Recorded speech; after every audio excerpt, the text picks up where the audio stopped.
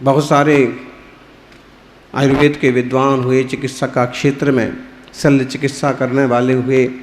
वर्तमान में चिकित्सा ने एक जो अद्भुत रूप धारण किया है, अभी डॉक्टर जयप्रकाश जी कह रहे थे, कुछ चीज़ें तो आम जनता को पता ही नहीं है कि कितनी तरक्की हो गई और कितनी जातों की बीमारियां हैं और किस के मिटाने के क्या तरीके हैं।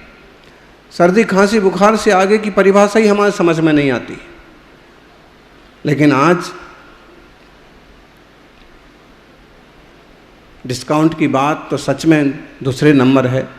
सबसे पहली बात गाइडेंस की है, रास्ते की है।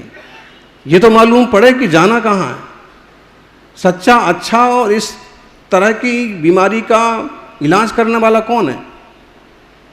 जब हम अध्यात्म की तरफ से विचार करते हैं तो हम जाते हैं निरंत तपस्वी मुनियों के पास, निस्वार्थी हैं और हमें सही रास्ता दिखाएंगे। ऐसे ही अगर आप बीमार पड़ जाएं तो संसार में भी एक ऐसा इंसान, ऐसा डॉक्टर, ऐसा वैद्य चाहिए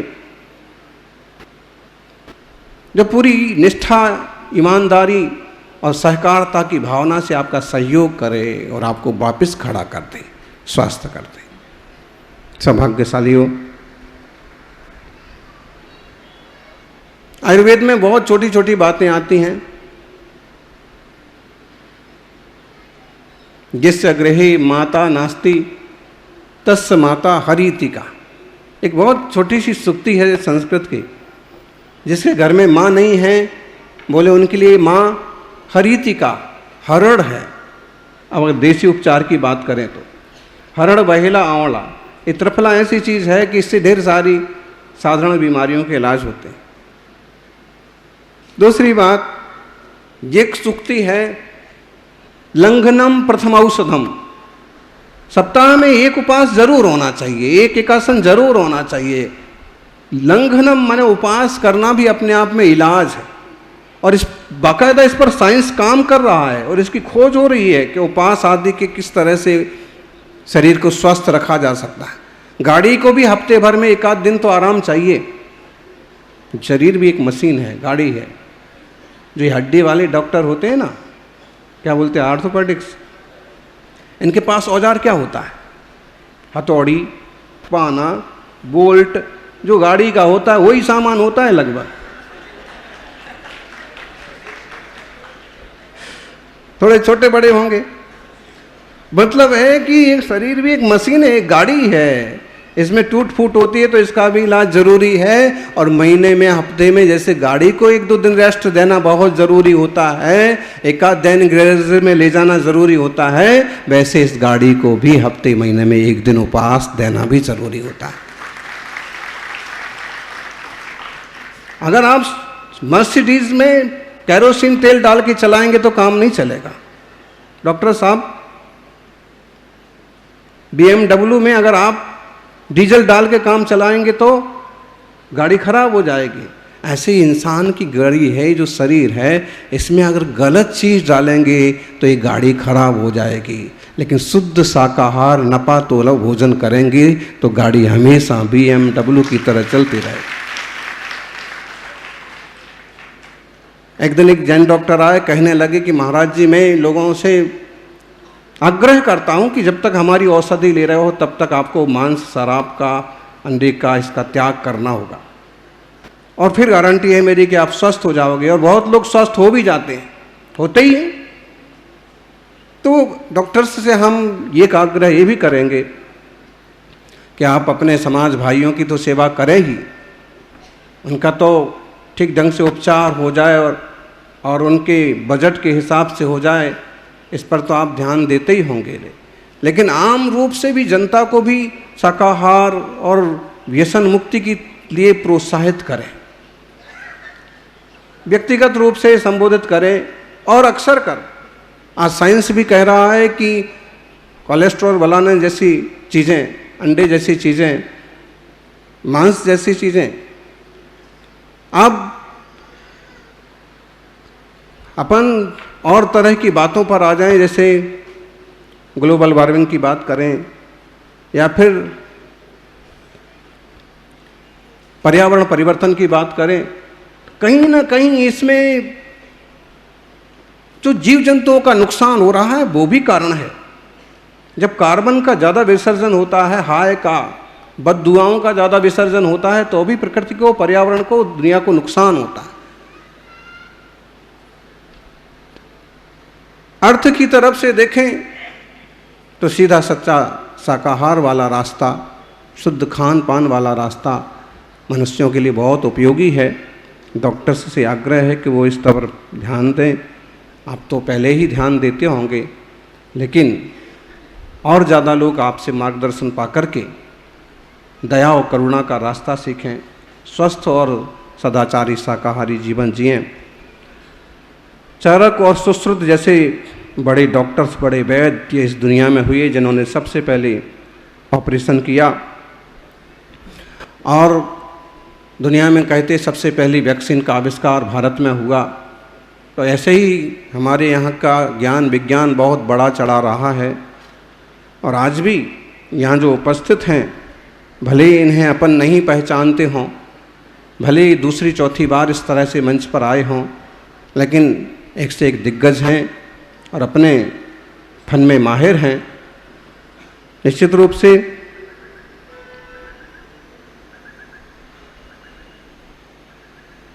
जिनवाणी तो उपचार करती है। आचार्य समंतभद्र स्वामी ने भगवान महावीर के लिए बाल वैद्य की उपमा दी, सुपार्श्वनाथ भगवान की बाल वैद्य। तीर्थंकर की वाणी बाल वैद्य के समान है। जैसे बच्चों का इलाज करना बहुत मुश्किल होता है। चाइल्ड स्पेशलिस्ट कौन कौन है? अच्छा, तो बहुत मुश्किल होता है, पता ही नहीं पड़ता, वो कुछ बता नहीं सकते, बोल नहीं सकते, सिर्फ रोएंगे या फिर बेहोशी जैसी हालत में होंगे। ऐसे में उनको समझना और उनका उपचार करना। तो आचार्य ने ऐसी कल्पना की है कि संसारी जन भी, इनको कुछ पता नहीं पड़ रहा है कि इनका नुकसान किस कारण से हो रहा है, किस तरह की कसाय से, किस तरह की वासना से, किस तरह की लालच से इनका नुकसान, आत्मा का नुकसान हो रहा है। इनको खुद ही पता नहीं पड़ रहा है कि जन्म जरा मृत्यु हमारी क्यों चल रही है, 4 गति 84 लाख योनि से बचने का तरीका क्या है। तो हे भगवान, आप बाल वैद्य के समान हैं और इस संसारी जनों को हमको समझाते हैं कि किस तरह से उपचार हो सकता है, किस तरह से तुम्हारा कल्याण हो सकता है। और शरीर के स्वास्थ्य को ही स्वास्थ्य नहीं कहा। स्वास्थ्यम यदात्यंतकिमेश पुंसाम स्वार्थो न भोगा परिभंगुरात्मा त्रसोनुसंगा नचताप शांति रीतिद माख्यात भगवान सुपार्षा। बोले सुपार्श्वनाथ भगवान ऐसे कहते हैं कि दुनियादारी की बीमारियां तो ठीक है, ठीक हो जाएंगी, लेकिन मन पर, चेतना पर लगे हुए जो रोग हैं, उनका शांत होना ही सबसे बड़ा स्वास्थ्य है। लालच बहुत बड़ी बीमारी है, क्रोध बहुत बड़ी बीमारी है। तो डॉक्टर्स देह का, तन का इलाज करते हैं, लेकिन जो अध्यात्म के डॉक्टर्स हैं, तपस्वी साधु हैं, वो मन का इलाज करते हैं। और मन का इलाज होता है तो जीवन में बहुत सारी शांति, सुकून आता है। नहीं तो कुछ डॉक्टर्स आपको ऐसे मिल जाएंगे, वे बहुत पैसा कमाने के बाद भी परेशान हैं।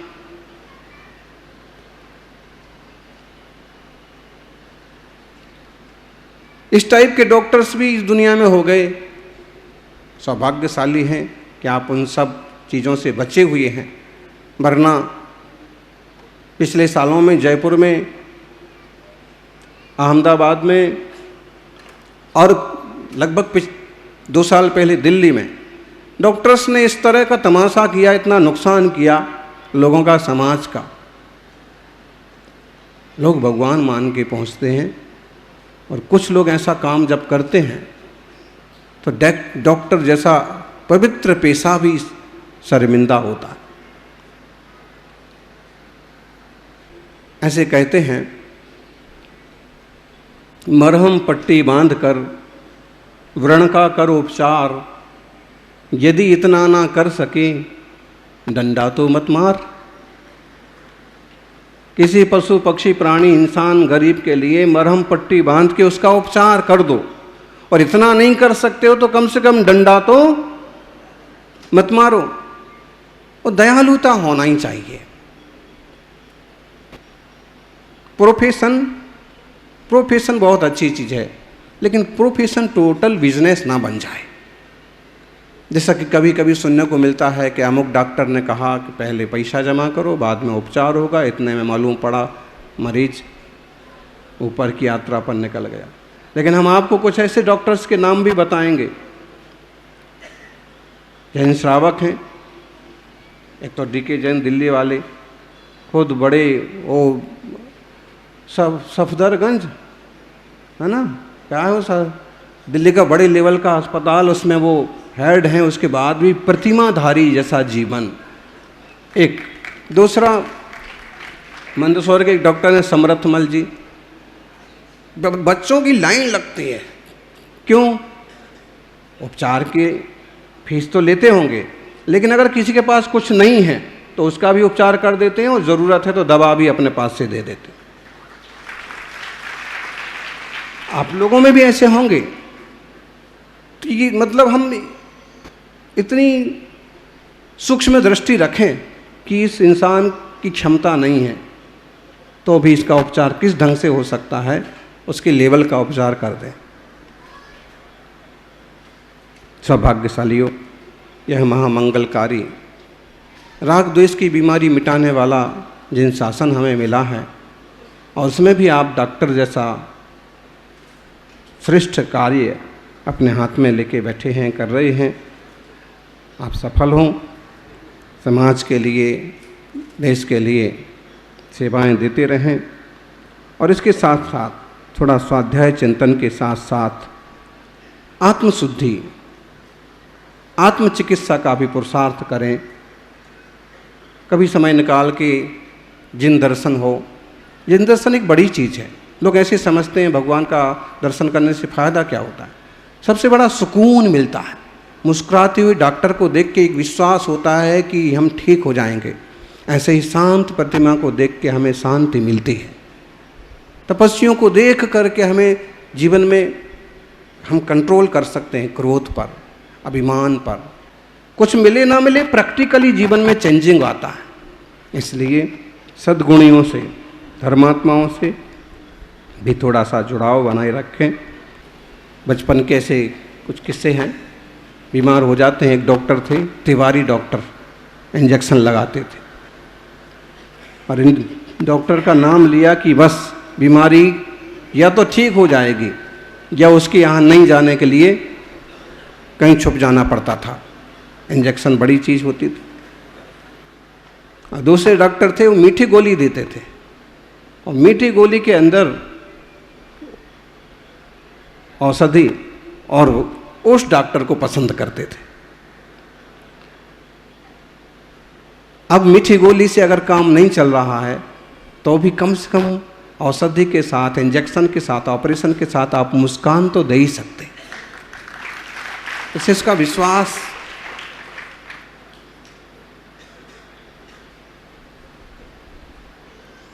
जो भी है। और ज़्यादा हम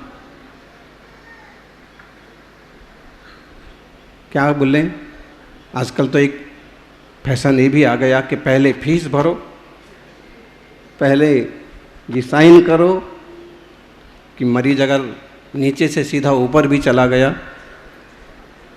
तो परिवार वाले कुछ नहीं कहेंगे।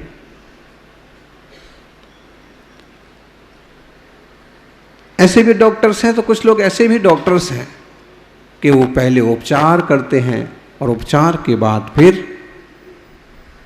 तो ऑर्गेनिक खेती की, प्राकृतिक खेती की जो चर्चा चल रही है वो भी एक बड़ी बात है। पर्यावरण के माध्यम से, धुआं के माध्यम से कितना जहर अंदर जा रहा है। तो एक तरफ डॉक्टर्स के नए नए इलाज भी आ रहे हैं, तो नई नई बीमारियां भी आ रही हैं। बीमारियां ना हो उस पर भी प्रकृति को, लोगों को ध्यान देना होगा। प्रदूषण ना बढ़े उस तरफ भी ध्यान देना होगा, और खुद के खान पान की शुद्धि रखो। होटल का आया, डब्बे का आया, कब का बना है, क्या मिलाया हुआ है, उसको ठीक रखने के लिए कौन सा जहर डाला गया है, प्रिजर्वेटर डाला गया है। तुमने तो स्वाद देखा और खा गए। मैगी का भंडाफोड़ हुआ था, खाने में तो अच्छी लगती, निकोटिन कितना था उसमें, दूसरी चीज़ें कितनी थी, जो सॉल्ट कितना था कि आंतें खराब हो जाएं, गुर्दे खराब हो जाएं। कंपनी पर बैन भी लगाता, फिर चालू हो गई। तो खाने पीने की, जब दवा से व्यक्ति स्वस्थ होता है तो खाने, अन्नम वै मौषधम, एक सूक्त है, अन्न ही औषधि है। तो खान पान की शुद्धि का ध्यान रखें। और आप डॉक्टर से आग्रह है कि इस तरफ लोगों को अपने अच्छे विचारों से,